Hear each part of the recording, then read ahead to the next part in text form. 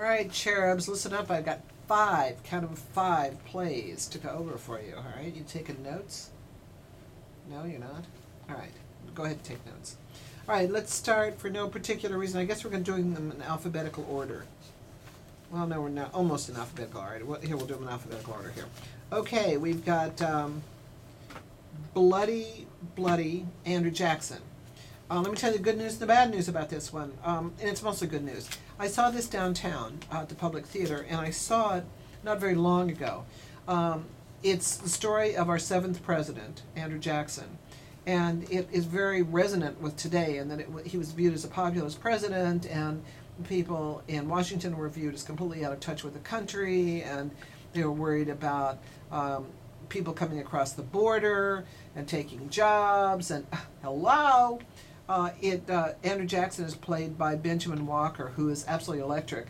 And in the move uptown, he's gotten even more charismatic. He wore black leather pants in the original, now he's in black denim. But, and I must tell you, in the interest of being honest, that when he was downtown, he sat on my lap and said, "Want to see my stimulus package?" And in this one, he didn't sit on my lap, but he pointed to me and said, "You look even better close up." So, I mean, how could you not fall desperately in love with him? Which, of course, I did. The story is translated well uptown. I mean, downtown, there are probably 4 times more people in the theater, and the tickets are probably double the price of what they were downtown. But this is, the people who like this, I think when I reviewed it before, I said that I thought there was a generational difference between young and old in this one. It is very noisy. It's very rock, and it's very noisy. And I thought it was great, but people who were of a certain age thought it was too noisy. And I've talked with them before, and they still think it's too noisy. I thought this was really fun. I thought it was, especially for young kids, it's the future of musicals. It's a sexy subject. It's history. It makes you want to go find out more about Andrew Jackson. I thought the rock score was fun. They did a great job of translating a small, intimate musical into a larger theater. The set as such extends well into the theater, and I loved it. My only criticism, which isn't really fair at all, is I'd seen it before, so some of the surprises weren't very surprising. So I probably liked it better downtown just because it was the first time I saw it. But Bloody Andrew Jackson, and he's going to be up for a Tony. And he was great, and a drama desk. Brief Encounter. I've said before, when I didn't review it for you last week, but I talked about it in that it's written by Noel Coward, who was not a coward when it came to his sexuality. And the idea was, I read you part of the program notes from the program, who talks about the fact of forbidden love, and in the 30s of being a homosexual in Britain was a real dicey proposition. This is at the Roundabout Theater. It's 90 minutes. The cast is terrific. They have kind of a 1930s band who plays before and after. They actually pass out cucumber sandwiches.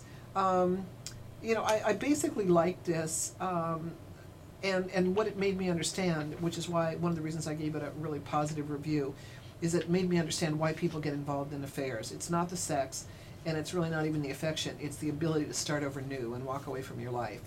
And I thought for that it was a fascinating piece of true art. Let's see, A Life in the Theater is Patrick Stewart, who's wonderful. This is 90 minutes. It's David Mamet. Clearly, plays are getting shorter, which is great as far as I'm concerned. It also has T.R. Knight in it. Yeah, that T.R. Knight from Grey's Anatomy.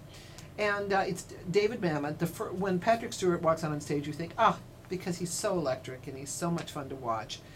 And for the next 90 minutes, they go through about 28 different scenes, literally, which makes it very, very choppy. The first 3 or 4 minutes, which are one of the longer periods of time where you have both actors on stage, is absolutely mesmerizing, and you fall madly in love with Patrick. Over the next 10 or 15 minutes, you get a little irritated and think, come on, Mamet, this isn't really a play, this is a workshop. But then you sort of settle into it, and what it is not only about a life in the theater, but life. Of when you're on the top, when you're on the bottom, what happens when younger people take over, what happens when the mentor-mentee relationship switches over, when teacher and student reverse positions. So I ended up liking this a lot, even though it will irritate you probably in about 20 minutes in. Lombardi. This is the story of Vince Lombardi, and someone who saw it said, well, I didn't like it because I didn't like football. I love football. And still, the problem about this for me, Dan Luria does look exactly like Vince Lombardi, and Judith Light plays his wife. Keith Nobbs plays, I assume, a mythical reporter from Look magazine who's sent to interview him. My problem about this is that Vince Lombardi was a very interesting character. He was estranged from his son, apparently didn't get along with his daughter. He was, I think, nearly 50 years old. He'd been coaching for a long time on the high school and even the professional level before he was ever offered a head coach position in the NFL. Why? We have no idea by the end of this play. He was a screamer, but you can't listen to 90 minutes of somebody screaming and feel that you know any. I didn't know anything more about him at the end of this play than I did at the beginning. And for as controversial a character as he was, I wanted to know more. Oh yeah, and don't leave any of yourself in the locker room. Make sure it's all in the field. You play with heart. Plays. We'd heard all of that. Dan Luria looks just like Vince Lombardi because they have pictures of him all around. But I really wanted to know something about this man and why he was so controversial, what the relationship was with his kids. As the reporter says, if we wrote a book about it, we could call it Shut Up Marie, who's his wife's name, and most of the comedy comes from her. I would have liked a lot more from this than I got. Okay, final one. Pittman Painters is by the same people who did Billy Elliot. It's basically Billy Elliot without the music, based on a true story of painters who were painters who were miners. And I saw this the night that the Chilean miners were all rescued, so it had particular resonance. I like this a lot. The first act is boffo, the second act not so much.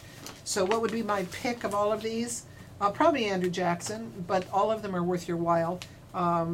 Probably Pittman Paint. I like them all. So go to drjoy.com and you can find out more. I am the aforementioned theater buff, Dr. Joy Brown.